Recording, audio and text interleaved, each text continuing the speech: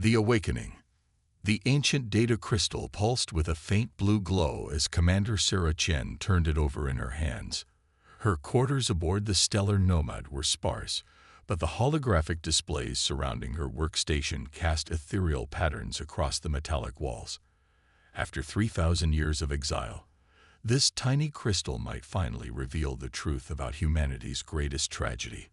The crystal had been discovered in the ruins of an abandoned Council archive station, buried beneath layers of security protocols and forgotten backups. Sarah's fingers trembled slightly as she inserted it into the reader. The holographic display flickered to life, filling her quarters with images that no human had seen for millennia. "Computer, begin playback," she commanded. Her voice steadied despite her racing heart. The recording showed Earth as it once was, a jewel of blue and green, teeming with life and possibility. But what followed made her blood run cold. The Galactic Council's secret session, their fears of humanity's rapid advancement, and their final, terrible vote: Earth's destruction. Sarah watched in horror as the recording showed massive Council warships positioning themselves around her ancestors' homeworld. The planet-killer weapon they deployed didn't just destroy Earth, it shattered it into a billion pieces, leaving nothing but an asteroid field where humanity's cradle once orbited. But the Council had made a crucial mistake. They believed they had eliminated all of humanity, never realizing that thousands had already escaped into deep space, following encrypted coordinates to hidden sanctuary worlds. These survivors became the ancestors of Sarah's people, who now numbered in the billions across hundreds of secret colonies. Commander Chen. Her communication panel chimed, interrupting her thoughts. "The Council patrol fleet has entered the Vesper sector. They'll be within range of our outer colonies in 72 hours. Sarah's jaw tightened. For generations, her people had hidden in the shadows, building their strength, developing technologies that surpassed even the Council's greatest achievements. They had waited, gathering intelligence, preparing for the perfect moment to reveal themselves. Now that moment had finally arrived. "Signal the fleet," she ordered, rising from her chair. "It's time to execute Operation Phoenix." Across dozens of hidden systems, massive shipyards stirred to life. Vessels that dwarfed anything in the Council's arsenal emerged from their camouflaged docks. Unlike the angular, imposing designs of Council ships, human vessels were sleek and organic, incorporating 3 millennia of technological advancement. Sarah made her way to the stellar Nomad's bridge, where her crew worked with practiced efficiency. They were the best of the best, chosen from among billions of humans who had thrived in secret. Each of them knew the stories of Earth, passed down through generations, keeping the flame of remembrance alive. "Status report," she commanded, taking her place in the captain's chair. "All battle groups report ready, Commander," her tactical officer responded. "The Council fleet remains unaware of our presence. Their sensors can't penetrate our quantum camouflage." Sarah allowed herself a small smile. The Council had grown complacent in their dominance, never imagining that their supposedly greatest triumph would become their ultimate undoing. Human scientists had long since surpassed the technological level that had so frightened the Council 3,000 years ago. "Open a channel to all ships," she ordered. The communications officer nodded, and Sarah took a deep breath before addressing her fleet. "For 3,000 years, we have carried the memory of Earth in our hearts. We have built our strength in secret, waiting for the right moment to emerge from the shadows. The Council believed they had exterminated humanity, but they only scattered us to the stars. Today we begin Operation Phoenix, not just for revenge, but for justice. For all the species who have suffered under Council rule, for all those who were deemed too dangerous to exist. Today, humanity returns to the galactic stage." As her words echoed across the fleet, ships began moving into position. Their quantum drives, far more advanced than anything the Council possessed, allowed them to move silently through space, completely undetectable by conventional sensors. Multiple Council vessels entering visual range, the tactical officer reported. "They're beginning their standard patrol pattern." Sarah watched the massive council ships on her display, their crews completely unaware of the invisible fleet surrounding them.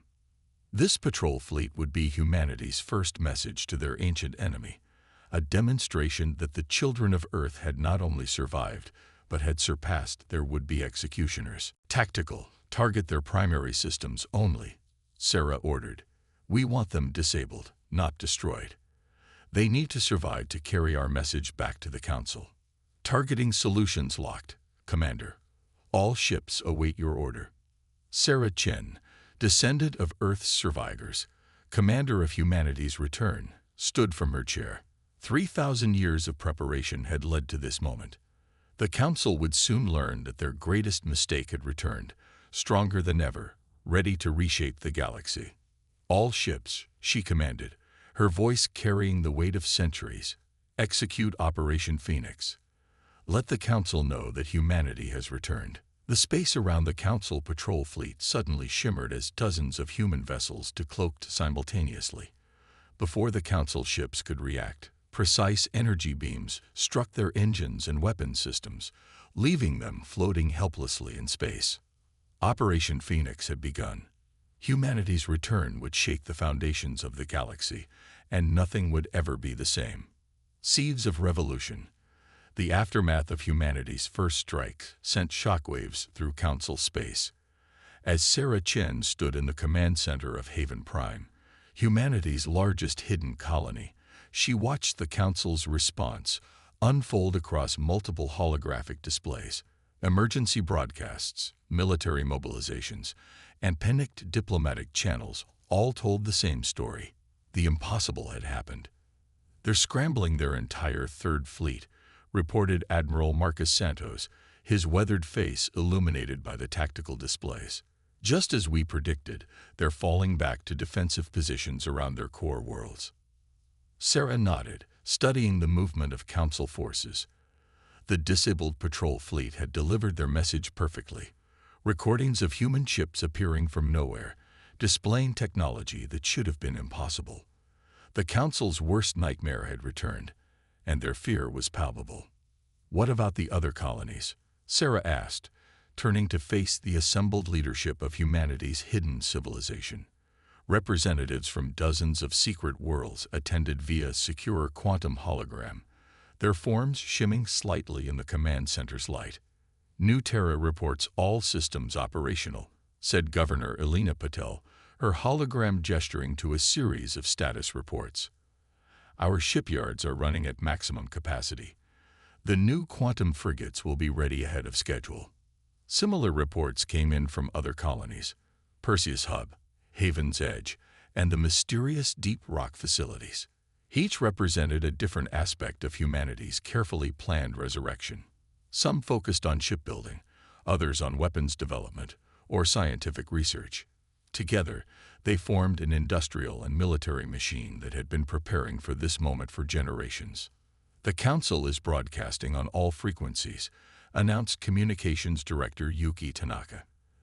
They're demanding that we identify ourselves and submit to their authority. A quiet laugh rippled through the command center. After 3,000 years of preparation, the Council still thought they could demand humanity's submission. They didn't understand what they were facing. Not yet. Show them our response, Sarah ordered. Across Council space, their broadcast channels were suddenly overridden. On every screen, on every planet under Council control, appeared a simple message. We are the children of Earth, and we have returned. Your judgment day approaches. The message was accompanied by proof of humanity's technological superiority, technical readouts of their quantum drive systems, their advanced weapons, their stealth technology. It was carefully selected information, enough to prove their capabilities while revealing nothing of their true strength. Multiple Council species are requesting secret communications, Yuki reported, her fingers dancing across her holographic interface. The Arxer Confederation, the Zinthi Alliance. It seems we're not the only ones with grievances against the Council. This was another part of their plan. The Council's history of destroying or subjugating species they deemed threatening had created many potential allies. Humanity's return would be the catalyst that united them. "Begin Phase 2, Sarah commanded. "Activate our sleeper agents within Council space. It's time to show them exactly how deep our preparation runs."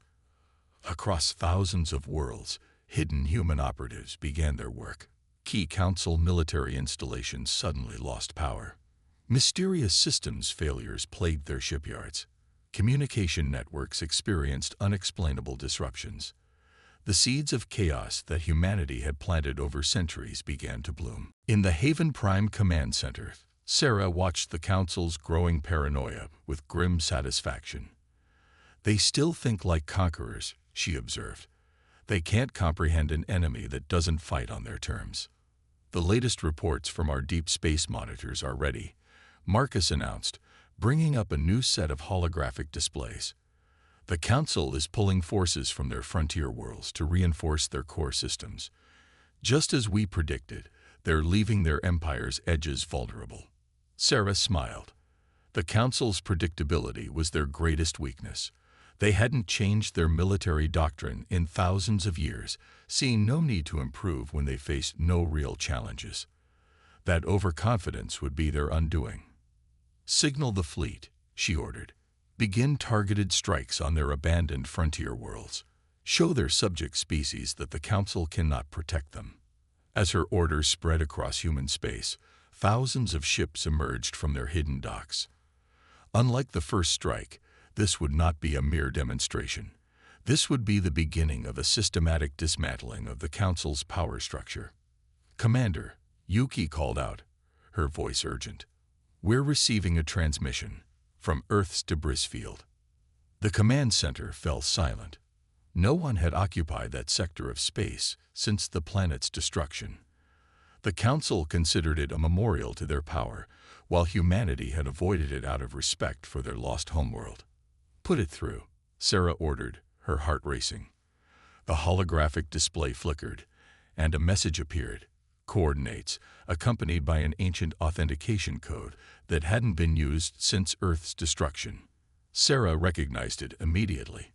It was a legacy protocol, created by the original survivors, meant to be used only in humanity's darkest hour. "It seems," Sarah said softly, "that our ancestors left us one final surprise in Earth's grave. Admiral Santos, prepare a stealth team. Whatever's waiting for us in those ruins might change everything." As the command center erupted into activity, Sarah stared at the ancient code pulsing on her display. The next phase of humanity's return would begin in the very place where their exile had started. The ruins of Earth still held secrets, and it was time to uncover them all. Legacy of the Lost. The stealth vessel Shadow Whisper glided silently through the debris field that was once Earth. Commander Sarah Chen stood at the observation deck, watching fragments of humanity's homeworld drift past like cosmic ghosts. Even after 3 millennia, the destruction was absolute. Chunks of continental crust, pieces of oceanic plates, all frozen in an eternal dance of devastation. "Energy readings are getting stronger," reported Dr. James Wong, his eyes fixed on the sensor displays. "Whatever's generating that signal, it's coming from the largest remaining fragment of Earth's core." Sarah nodded, studying the massive chunk of iron and nickel that had once been the heart of their homeworld. The ancient authentication code was broadcasting from somewhere within that primordial mass, protected from detection by the natural electromagnetic interference of the core material. "Take us in closer," she ordered. Active scanning, full spectrum. As the Shadow Whisper approached the core fragment, their advanced sensors revealed something extraordinary. A perfectly preserved chamber, somehow carved into the very heart of Earth before its destruction. The technology required to create such a structure would have been beyond even humanity's current capabilities. "That's impossible," Dr. Wong whispered, recalibrating the sensors. "The chamber, it's showing signs of temporal stasis. It's been perfectly preserved since the moment Earth was destroyed." Sarah's mind raced with implications. Their ancestors had barely managed to escape Earth's destruction. How had they possessed technology this advanced? Unless, "We're receiving a proximity signal," announced Lieutenant Maya Puddle from her communication station. "It's asking for genetic verification." Sarah stepped forward, placing her hand on the biosensor panel.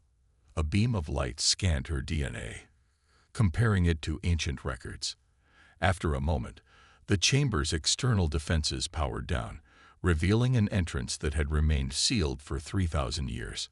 The boarding team moved cautiously through the airlock, their environmental suits necessary in the vacuum of space.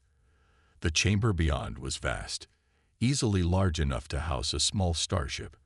But what they found instead was far more valuable: a complete database of Earth's final days, preserved in quantum crystal storage. "Playing primary message," Maya announced, activating the ancient systems. A hologram materialized in the center of the chamber, a woman in a military uniform that predated the Exodus. "To our descendants," she began, "I am Admiral Helena Chen, your ancestor, and I carry a truth that changes everything we thought we knew about Earth's destruction." Sarah felt a chill run through her body at the mention of her family name. She was looking at her own ancestor, speaking across 3 millennia. "The Council didn't destroy Earth because they feared our advancement," Helena's hologram continued. "They destroyed it because they discovered what we had found beneath our planet's surface, the remains of a civilization that predated humanity by millions of years. We called them the precursors, and their technology was beyond anything the galaxy had ever seen." The hologram shifted, showing images of vast underground complexes filled with incomprehensible machinery. "We had barely begun to understand their legacy when the Council attacked. They claimed they were preventing us from becoming a threat, but the truth was far simpler. They wanted the precursor technology for themselves." Sarah watched in amazement as the hologram revealed humanity's greatest secret. Their rapid technological advancement hadn't been solely their own achievement. They had been guided by the discoveries they made, following the breadcrumbs left behind by an ancient race. "But we outsmarted them," Helena's hologram continued, a fierce pride in her voice. "While they were focused on destroying Earth, we managed to transfer the most critical precursor data to our evacuation ships. What they didn't know was that Earth itself was one giant vault of precursor technology, and in destroying it, they scattered its pieces across space, making it impossible for them to access." The revelation hit Sarah like a physical blow. The debris field wasn't just the remnants of their homeworld. It was a vast repository of advanced technology, deliberately fragmented to keep it from falling into the wrong hands. "We knew humanity would need time to grow, to understand the responsibility that came with this knowledge," Helena explained. "The evacuation wasn't just about survival. It was about preparing our species for the day we would reclaim our heritage. Everything we preserved here will help you understand the precursors' greatest works, including their most powerful creation, the ability to manipulate the very fabric of space-time itself." The chamber hummed to life, revealing banks of storage devices containing the complete database of precursor knowledge. With this, humanity wouldn't just be able to defeat the Council. They could reshape the very nature of warfare itself. "Send word to Haven Prime," Sarah ordered, her voice steady despite her racing thoughts. "Tell them we found it, the key to everything. And contact our allies in the Arxer Confederation and the Zinthi Alliance. They need to know that the balance of power is about to change forever." As her team began downloading the ancient database, Sarah stared at the hologram of her ancestor. 3,000 years of exile hadn't just been about survival or revenge. It had been about preparing humanity for this moment, when they would reclaim not just their place in the galaxy, but the legacy of a civilization that had come before. The Council had thought they were preventing humanity from becoming too powerful. Instead, they had only delayed the inevitable. With the precursor knowledge now in their hands, the coming war would reshape the galaxy in ways no one could predict. Echoes of power. The Grand Council chamber of Haven Prime had never been so crowded. Representatives from a dozen alien species stood alongside human leaders, their faces illuminated by the holographic display of precursor technology floating in the center of the room. Commander Sarah Chen watched as Dr. Wong explained the implications of their discovery. The precursors didn't just master space travel, he explained, manipulating the hologram to show complex mathematical equations. They discovered how to fold the fabric of reality itself. Their technology doesn't just move through space. It rewrites the laws of physics on a fundamental level. The Arxer delegation, their scaled forms towering over the other representatives, leaned forward with interest. "And you can replicate this technology?" asked First Speaker Ktal, his serpentine eyes fixed on the display.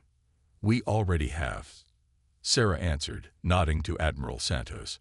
On his command, the hologram shifted to show a live feed from the testing grounds in deep space.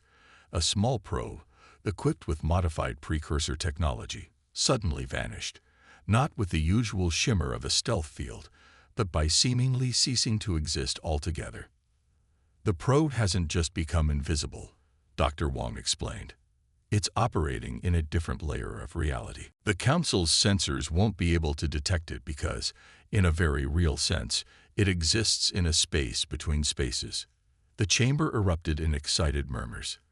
The Xinthi representatives, their crystalline bodies refracting light in patterns that expressed their amazement, began discussing rapidly in their musical language. "How long until this technology can be adapted for larger vessels?" asked Admiral Santos, ever focused on the military applications. "The first battleship retrofits are already underway," Sarah replied. "But the precursor database contains something even more significant." She gestured, and the hologram changed again, showing what appeared to be a massive ring-shaped structure. They called it the Nexus. It's a device capable of creating stable corridors through spacetime, allowing instantaneous travel across any distance. The implications weren't lost on anyone in the chamber. With such technology, the combined fleet could strike anywhere in Council space without warning. Their enemies' superior numbers would mean nothing if they could never bring those numbers to bear effectively. "There's something else you should know," Sarah continued, her voice growing more serious. The database contained records of other precursor facilities, hidden throughout the galaxy. Some of them are in systems currently controlled by the Council, though they've never discovered them. If we can reach these facilities before they do, they'll never know what hit them." Ktal finished, a predatory smile spreading across his reptilian features. The planning session that followed was intense. Each species brought their own strengths to the alliance. The Arxers' unmatched military experience, the Xinthi's expertise in energy manipulation, the Vrel's mastery of biological engineering. Combined with humanity's precursor technology, they formed a force unlike anything the galaxy had ever seen. But as the meeting progressed, Sarah found her thoughts drawn to a different revelation from the precursor database. Something she hadn't shared with the others yet, something that suggested this conflict was part of a much larger pattern. Later, in her private quarters, she reviewed the data again. The precursors hadn't just vanished. They had been systematically erased from history by an entity they called the Shepherds. The same entity that Sarah now suspected had guided the formation of the Galactic Council itself. "You're troubled," observed Ambassador Lyra of the Xinthi, her crystalline form shifting colors to match Sarah's mood. The Xinthi had requested a private audience, sensing there was more to the situation than had been revealed. "The precursors left warnings," Sarah explained, bringing up another section of the database. "They believed the Shepherds weren't just destroying civilizations, they were guiding galactic evolution itself, pushing species toward some unknown goal. The Council isn't just our enemy, they're unwitting pawns in a game that's been running for millions of years." Lyra's colors shifted to deep blues of concern. "You believe these Shepherds still exist?" "I believe they never left," Sarah replied. "Look at the Council's behavior. Their obsession with controlling technological development, their pattern of destroying species that advance too quickly. It's too consistent, too artificial. Someone or something has been pulling their strings all along." The revelation added a new dimension to their coming conflict. They weren't just fighting for revenge or justice anymore. They were potentially disrupting plans that had been in motion since before humanity existed. We need to accelerate our timeline, Sarah decided. The longer we wait, the more chance these shepherds have to realize what we've discovered. Signal the fleet. We launched the first strike in 48 hours. As orders went out across the Alliance fleet, Sarah studied the ancient warnings one last time. The precursors had faced the same enemy and fallen. But they had done something unprecedented. They had left behind the tools for another species to succeed where they had failed. Humanity and their allies weren't just fighting for their own future anymore. They were fighting to break a cycle that had dominated the galaxy for millions of years. And somewhere out there, the true architects of their suffering were about to realize their greatest mistake, underestimating humanity's ability to unite others against tyranny. The next 48 hours would change everything. The Council would face not just the children of Earth, but a united front of all those they had oppressed. And behind the scenes, ancient forces would stir, realizing that their grand design was about to face its greatest challenge. Dawn of Revolution. The combined fleet emerged from precursor spacefolds directly above the Council's capital world, Axiom Prime.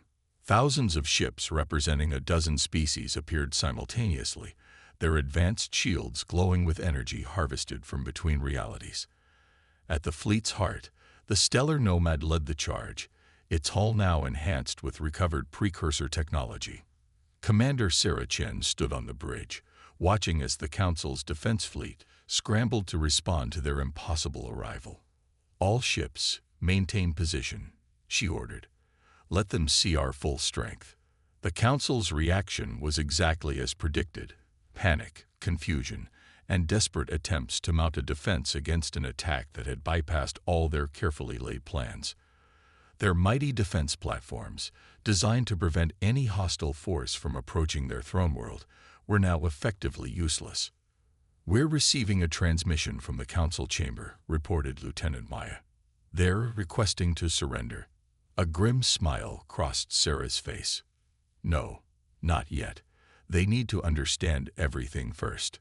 She opened a channel to the Council chamber, her image appearing before the assembled representatives of the galaxy's ruling body.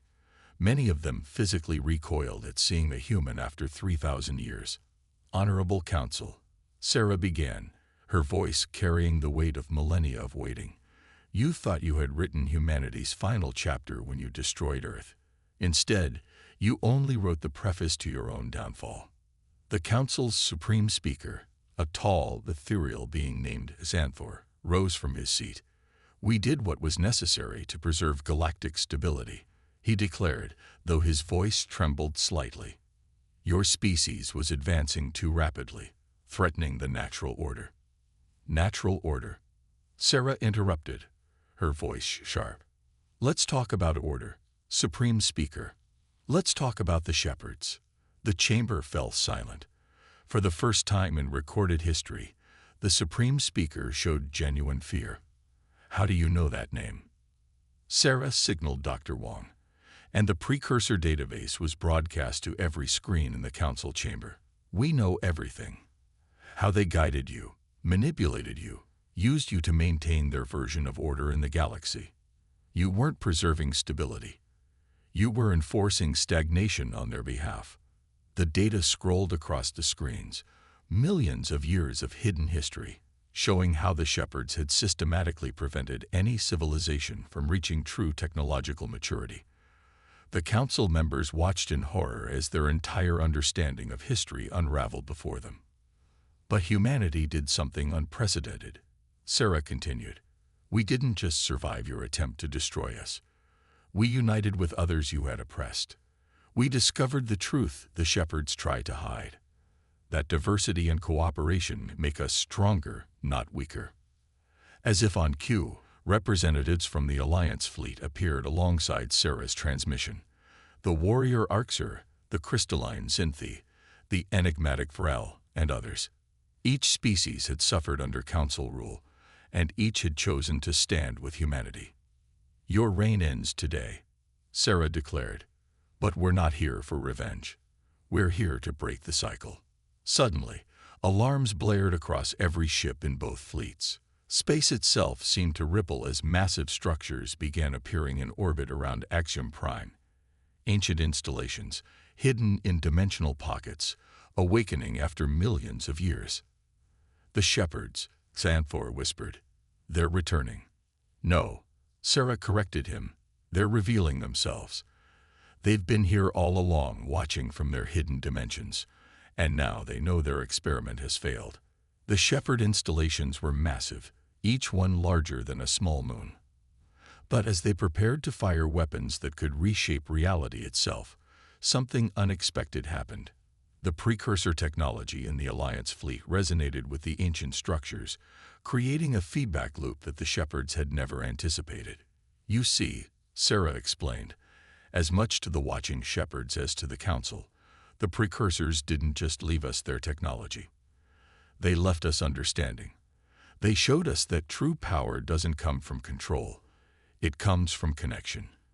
Every species you tried to keep apart, every civilization you stunted, we've learned to work together, to combine our strengths." The Alliance fleet moved in perfect coordination, their ships forming patterns that seemed to bend the fabric of space itself.